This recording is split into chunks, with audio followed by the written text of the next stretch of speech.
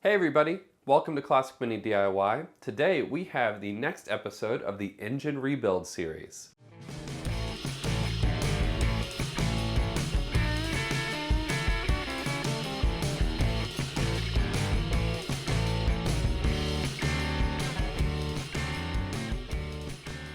Alright, so on this episode of the 998 rebuild series, I am going to try and get the head on, I'm going to get the rocker assembly on, and I'm hoping that I'm going to be able to get it painted, as well as checking to see if the valves hit the block and if those clearances that were done by the machine shop were big enough and were enough to make sure that those valves don't have any sort of collision while the motor's running. Now before we get started, I am really trying to get as much as I can of this engine rebuild done before I go to CMU, but at the time of filming this intro, I don't have very many days to actually do some work on this thing, so hopefully I can get the head on. I'm really hoping it can get painted and get to a good stopping point before I head out to that show. Also, I'm guessing that this video is going to drop the day I'm driving up to CMU or maybe the day after. I'm not really sure how all that's going to pan out. But as far as the show goes and getting coverage of that, I am going to be filming this show. It's going to be the first time I'm ever going to do like a show and like YouTubing and all that stuff. But anyways, let's get into the engine rebuild and see what we can get done before I have to leave for the event. So hopefully you guys can see pretty well. We have our 4 cylinders. We have 2 of the posts in the top of the head.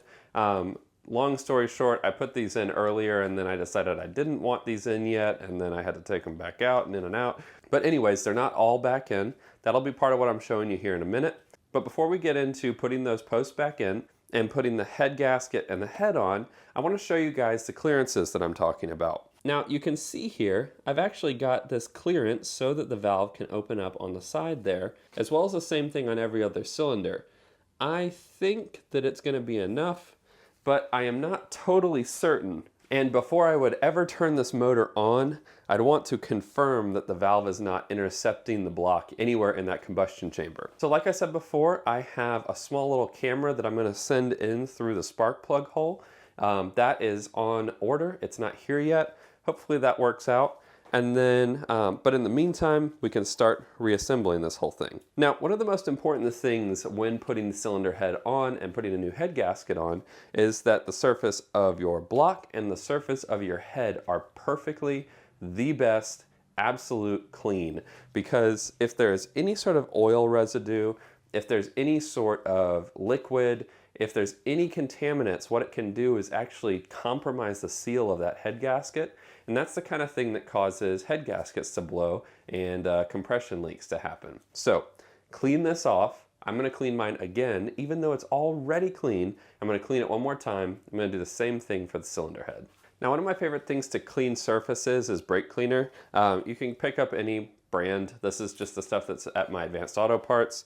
But I really like this stuff because it's a really strong degreaser and works quite well at taking the oil and the residues off of surfaces.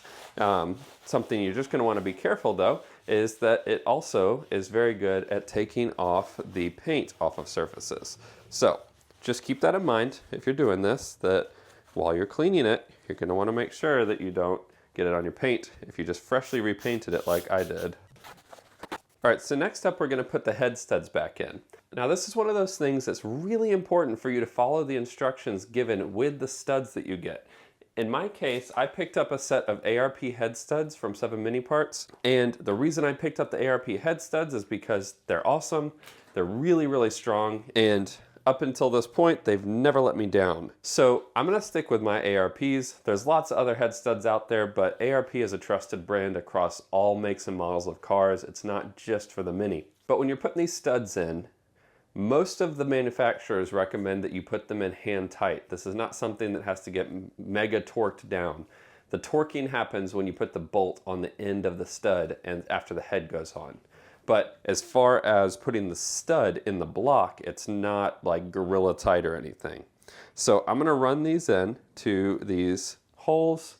And in my case, these studs are spun in with Allen keys, which are one of my least favorite tools on the planet. And then we will be ready to put the cylinder head on.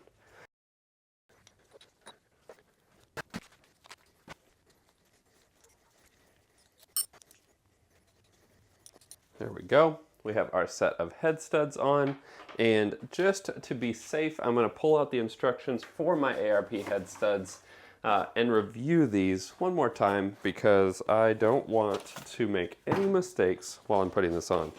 All of your ARP, if you pick up ARP head studs, they all come with this little documentation thingy with information about the correct torque settings for these specific head studs and the application that you purchase them for. You can actually see here where it says 45 foot-pounds right there. That is obviously, that is a little lined area. Obviously that changes depending on the set you pick up. I did cross-reference this with my Haynes manual, and the Haynes manual has the torque spec at basically the exact same torque. On the Haynes manual for the stock head studs, it's 42. For this, it's 45. I'm going to go with 45 because that's what it says on the book that came with the studs that I'm using. So now it's time for our head gasket. Now, this head gasket is one of the up-spec'd ones that 7 Mini Parts sells. These black head gaskets are legit. They're really awesome. They're made specifically for high compression and to last and to not blow and to not have problems. But you can see here, you've got a reinforcement ring around the cylinder hole, and then you have your copper jackets around your water channels, if I remember correctly. Might have that wrong. But this will line up with your block. Now, it's just a matter of finding the correct orientation and not being a dummy like me. Also, on your head gasket, if you can see that there, I think you probably can, it says top. That is obviously that's obviously the side that needs to point to the top of your motor.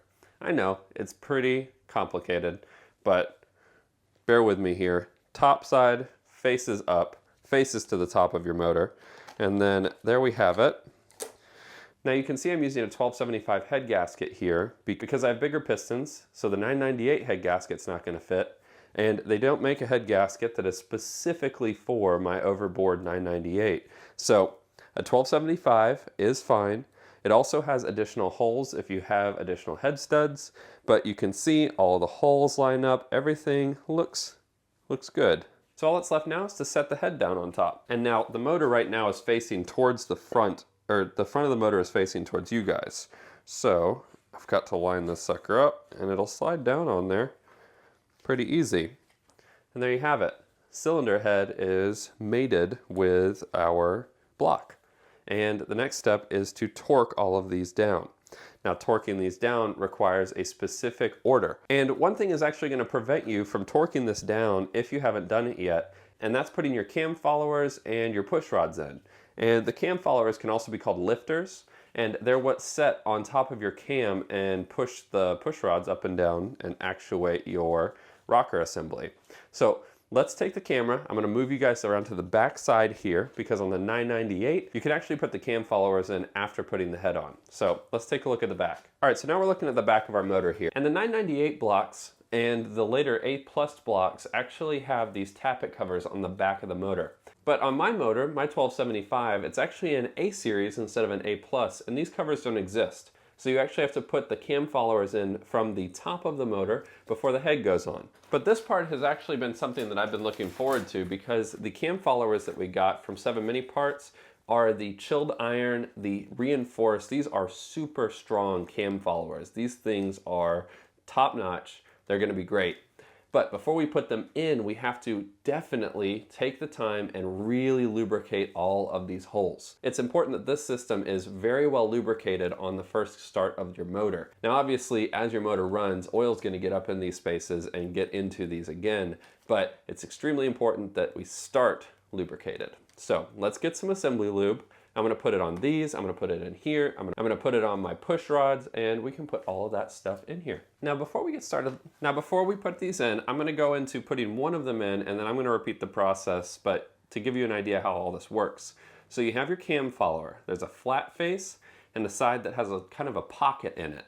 And your push rods actually sit down inside this pocket, and the cam moves these up and down, pushing those push rods up and down to actuate your valve assembly. Now this smooth face has to sit on the camshaft, and that's two metal faces that are rubbing up against each other. So lubrication is very important there. So I start off by putting a healthy helping of assembly lubricant on this cam follower. I put it on the flat face, and then I also put it on all of the sides. I get it really nice and caked on there, and then I also take a little bit of it and give it a squirt down all of these holes. Now, you're probably going to have some leakage out the bottom of your motor, which is fine. It's much better to have too much oil in these things than not enough. So we're going to slide that down in there, and that should go in without any sort of pushing and fuss or anything like that. So there we have one in. All that's left is to repeat that process for every one of these holes and get our lifters installed. Now while I'm putting these in, I want to mention something that I didn't call out specifically in my last video because I forgot, but this engine build is actually sponsored and supported by 7 Mini Parts. If you guys haven't followed it from the beginning, 7 Mini Parts is actually partnering with Classic Mini DIY, aka me, to help rebuild this motor for my good friend Justin. And all of the parts that you're seeing me use in this video and on this channel, I purchase myself or are given to me at discount from 7 Mini Parts. And you guys can actually pick up these parts at a discount as well from 7 Mini Parts during a specific time span on this engine build. So the parts that I'm actually using in this episode, if you guys need any of these parts for your car, now is the time to go pick those up because 7 Mini Parts is offering a coupon discount code, which should be popping up on the screen. I'll show it again later in this video, and you can pick up things like these chilled iron lifters from 7 Mini Parts at a discount. So getting those things from 7 Mini shows them that it's worthwhile to sponsor my channel. And also when you use the links in the description below, it actually shows them that they are getting traffic from my YouTube channel. So they know that my channel is actually the one that's driving the sales to their shop. So check it out. If you feel like supporting the channel when you're picking up some parts for your own car, this is a great way to do it. Now you can see here, I actually put a little extra assembly lube inside those cam followers as well. That is going to give some really nice lubricant to the push rods when they go in from the top of the motor. So ordinarily, at this point, we would put our tappet covers on. Now, unfortunately, we don't have both of the tappet covers yet. One of them has to come off of another motor that's not ready yet. So for right now, this is going to remain open. One of the important things is now that we have these lifters in here, until we put the push rods down in there and we get the valve assembly on here, we can't spin the motor upside down again. It's not the end of the world, but we just got to make sure we don't do that.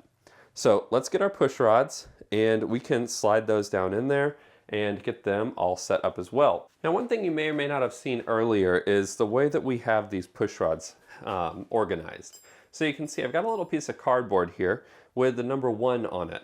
And the push rods are pushed actually through that cardboard and just dangling in here like a wind chime. And the reason that we do that is it actually keeps our push rods organized in the way that they came out. And it's important that these stay in the same order. So if you're in the process of taking your motor apart, make sure that you take the time and organize these, or at least keep them in the order that they came out. So in this case, number 1 cylinder, or number 1 push rod goes to number 1 lifter, which is on the side that faces where your radiator sits. So we're going to slide that through the top here and set that down into our lifter. And then we're just going to repeat this process for each one of our push rods. That is looking good. So we've got all of our push rods set down into our lifters, and then we have our actual push rods here up at the top ready to mate with our valve assembly. So let's move the camera back to the other side, and then we can start setting our rocker assembly up here and getting that all tightened down. Now you can see all of our push rods are on the back here, poking through the top of the head, which is good. And the next thing we can get is our rocker assembly. Now this part, you're going to want to make sure that you take your rocker assembly and you loosen up these adjustment screws. You don't want any sort of tension on these adjustment screws when you put this in here. Thankfully, because this came off of a motor of someone who is quite smart and knows how to do a lot of this stuff already, he has already loosened all of these up. So these are ready to go back on without causing any binding. So we can slide this back on to our new ARP studs. Give it the old college wiggle. That's how that goes, right? Yep.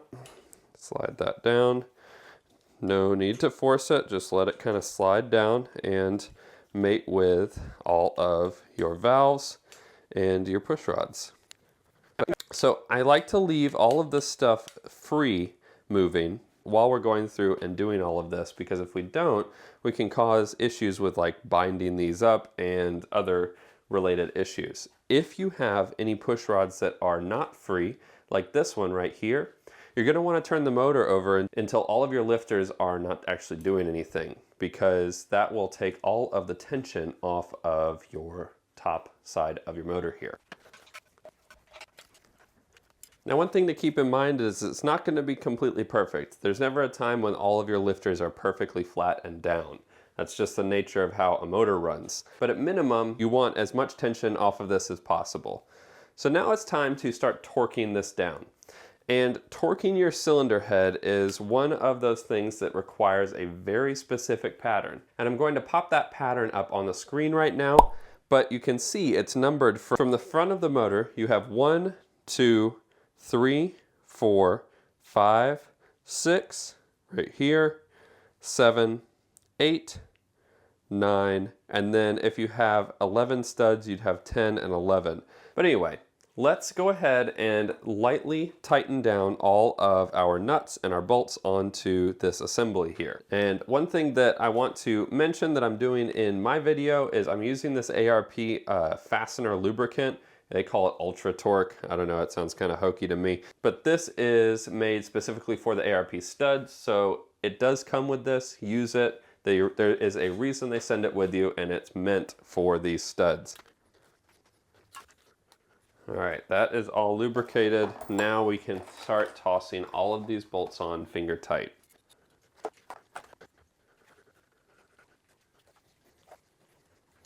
Now, one thing to keep in mind while I am tightening some of these bolts down is that these bolts, these use the 12-point hex nuts, so it's important that if you get some of these that you have specifically the hex 12-point sockets, that way you don't end up not being able to do this. All right, so now we get to the important part, and that is actually torquing these bolts down to the specified torque setting.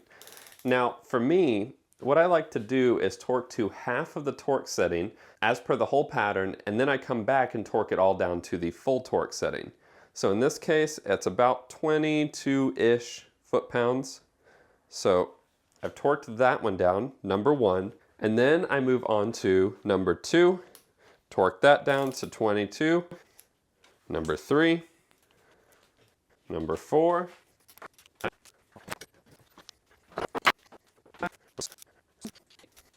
and then once you've got them all down to half torque, go back through, same pattern, and go starting at 1, ending at 9, and bring them up to the 45 foot-pounds of torque that's required by these ARP head studs.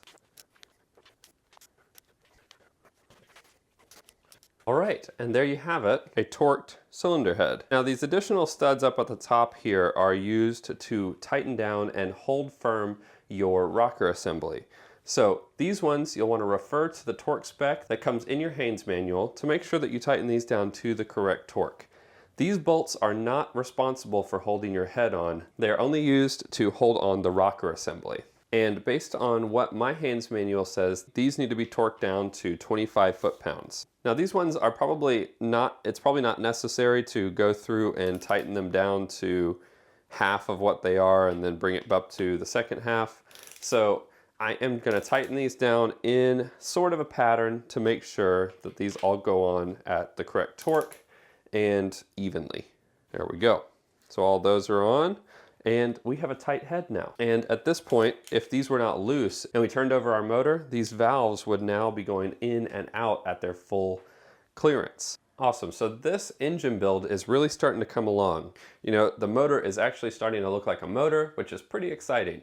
This next part is actually just clearancing the valves. Now we are going to clearance these valves so that they are as close to spec as they can possibly be prior to the motor going into the car. However, you are most likely going to have to adjust this again after it goes in the car. Unfortunately, these things, after the motor runs a little bit, kind of breaks in a little bit, you end up having to adjust some stuff again, and that's kind of just the name of the game, especially when you're putting a motor together like this. Now, there are a lot of resources for how to clearance your valves on the internet. I've done 2 different videos which talk about it, and then Steveston Motor Company's done one. I think that there are a few other YouTube channels that have done some on the clearancing of the valves. So I'm not going to go into extreme detail about it, but if you're interested in learning in extreme detail how this works, you should see a link popping up in one of the corners, and that will bring you to a video that talks about clearancing these valves. Now, for the sake of this video, I'm just going to go over some of the main points about it. And one of those is that it's really great when you're clearancing your valve when it's on a bench like this, because one, you can turn the motor over using the crankshaft down in the corner here, and then you can also actually see when your motor is at top dead center, which makes it a hell of a lot easier to get in here and clearance these valves. Now, the only other thing I'm going to say about this before we jump into the time lapse is that clearancing your valves on a stock motor can be different than clearancing them on a motor with a special camshaft. And in the sense of this camshaft, I have to look up and find the spec in which these have to be clearanced. On a stock motor, I think it's actually about 0.012 millimeters. You're going to have to check your Haynes manual to double check that one. But off the top of my head, I'm pretty sure that's what it is. But for this camshaft, it might be something like 0.014 or 0.015. So it's important that you spec this to the camshaft that you actually get on your car. But without further ado, I'm going to turn this motor over and I'm going to clearance these. So I will catch you guys on the other side of the time lapse.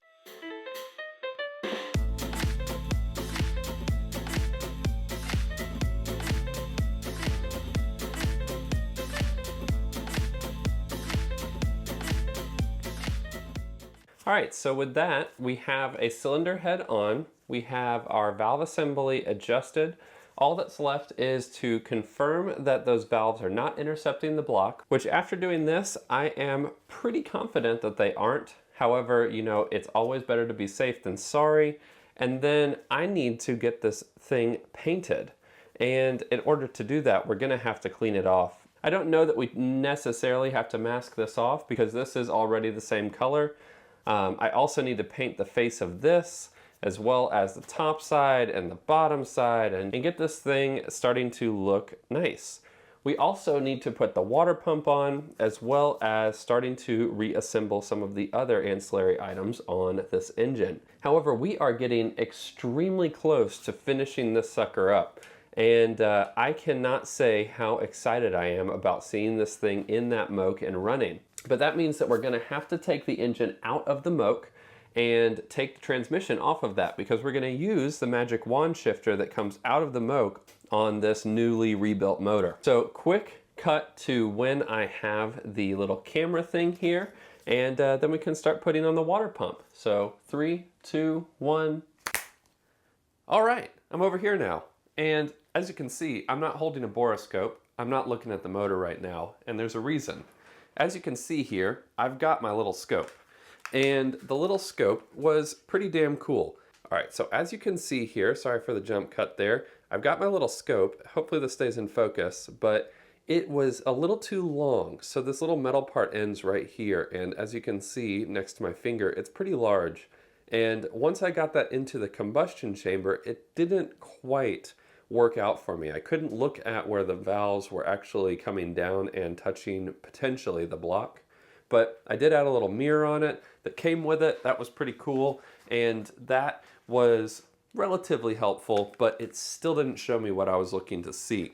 So unfortunately, I was not able to fully confirm that those valves were not hitting the block. That said, I'm pretty confident that that is not intercepting the block. When I was turning the motor over, it was really smooth and I didn't hear any weird clanking or ticking, and it didn't really bind up at all. Obviously, if it's intercepting it even just a little bit, maybe it wouldn't be showing that and I wouldn't be hearing it. So I am going to try and figure out another way to see that and really confirm before I spin the motor over and like try and start it. But for right now, that's a good stopping point before this event that's coming up. And I talked about it at the beginning of the video a little bit. I'm going to be trying to do a daily video thing. It is at the KOA, which is a Campground of America. And yes, I know, the letter K is not the first letter of the word campground, but it's a big thing here in the United States. It's like this chain that's across the whole US, and they're all about having clean, really nice campgrounds. They also have Wi-Fi. It's made for RVs and tents. It's got little cabins all over it too. So it's gonna be cool. I'll show you guys once I'm there. But they do have Wi-Fi. I'm going to try and upload while I'm there. If I can't get the videos uploaded, if I just don't have enough signal, you know, whatever, I will probably either release a series of videos about the event because it's a multi-day event after the event, or I am going to do like one big series on it. Haven't quite decided yet. Bear with me. It's a learning experience. It's my first big event that I'm doing as a YouTuber, so we'll see. We'll see. I do want to say a big thank you to 7 Mini Parts. I did mention while I was putting those lifters in that they are sponsoring this build. It is supported exclusively by them, and the parts on this motor are coming directly from 7 Mini Parts. They partnered with me and Justin to rebuild this motor, and if you guys are looking for parts for your Classic Mini and you're in North America, head to the links in the description, which I looked down like I could actually see the description. It's there. I know it is, but it's not here now. Anyway, head down to those links. Those links are a couple things. One, there is a coupon code down there that is going to give you guys discounts on the parts if they're not already discounted. So if you're doing an engine rebuild like this, you can pick up some parts at a discounted rate, courtesy of 7 Mini Parts. Also, all of those links are affiliate links, so 7 Mini will see that I am sending people from my YouTube channel directly to their site, which shows them that you guys appreciate their sponsorship of this channel, and I get small kickbacks on those orders, so it helps me pay for parts and camera supplies and all sorts of stuff to make these videos for you guys. So, thank you so much for watching this episode.